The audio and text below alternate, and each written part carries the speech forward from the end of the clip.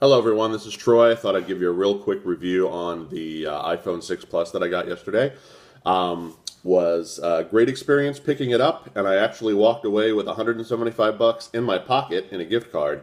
So I not only didn't pay anything, but I had a net profit of 175 bucks on my trade-in on my old iPhone 5. So if you're ready for an upgrade and you've got an older iPhone, any 5, 5S, don't worry about it. You're good to go. If you still got an old 4, you're probably going to pay a little money. Those things aren't worth much, but I definitely recommend picking up something new. So here it is. iPhone 6 Plus fits fine in my pocket. So anyone who says it won't fit in your pocket, yes, it does.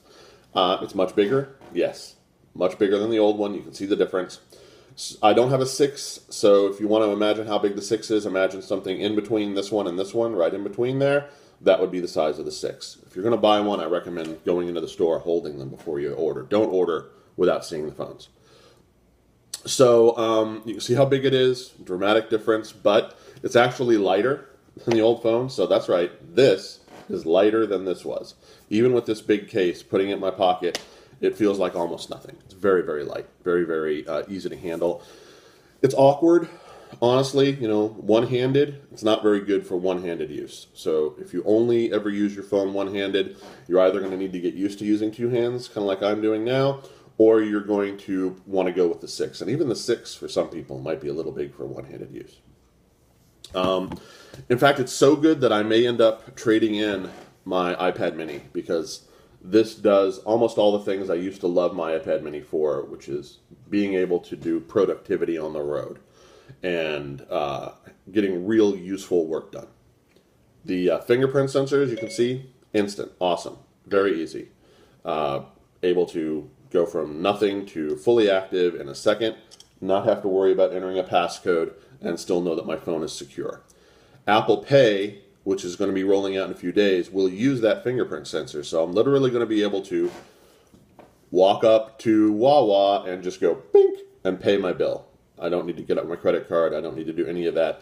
And it's secure, meaning that you're not actually using your credit card number. Apple is creating a one-time only credit card number that will never be good again anywhere. So even if there's some hacker in the parking lot with a laptop and a scanner and rips your card information from your transaction, he got nothing. It's useless. And that's going to reduce a lot of credit card fraud, because that's the number one way that people's credit card numbers get stolen. They either get seen at the store or they get ripped electronically by someone monitoring the transactions. Will never happen again if you've got this.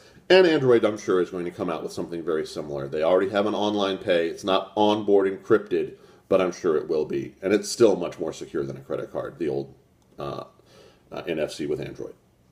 Already, I'm going over the time that I set, so I'm going to try to summarize really, really fast. Love the iPhone 6, 6 Plus, my 6 Plus. Might be a little big for some people. Hold the phone before you decide. Couple things that I really love about it, in addition that I mentioned, camera is fantastic. Most online reviewers are calling it the best smartphone camera they've ever used, and it's definitely the best one I've ever used. And in most cases, it takes better pictures even than cameras with 20 or 40 megapixels. Megapixels mean nothing. Don't use that as a guide for how good a phone camera is. And every professional will tell you the same thing. It's all about how good the sensor is. And the sensor on this one is spectacular. Onboard image stabilization, slow motion, really good camera, really good, really fast, speedy, useful. It's even faster than the old one is. It's so snappy, it's fantastic. And the voice recognition on Siri had a huge upgrade. It doesn't do anything new, it just does everything it used to do much, much better. She gets things wrong much less. The response time is 4 or 5 times faster. It's like they gave Siri a huge IQ boost. And the new predictive text mode on the keyboards. So even as you're typing 1 or 2 letters, it's giving you 5 or 6 words as an option. Exactly like Android used to do. So there, it's just give you the same thing that everyone on Android has already had and enjoyed. And it's a great thing to have. So I'm glad to see Apple taking the things that Android does well and adding them, and then doing things that it does well and keeping that, which is the incredible speed and responsiveness and accuracy of the iOS system. Everything just snap, snap, snap. Very, very, very fast. Very, very easy to use. Very, very good phone. So if you are a Android user and you're not happy with Android, definitely now's the time to jump over. If you're an iPhone user and it's time to upgrade, can't go wrong, but hold the phone before you buy. And if you are a Windows phone user, I don't know, psychotherapy maybe, what can you do?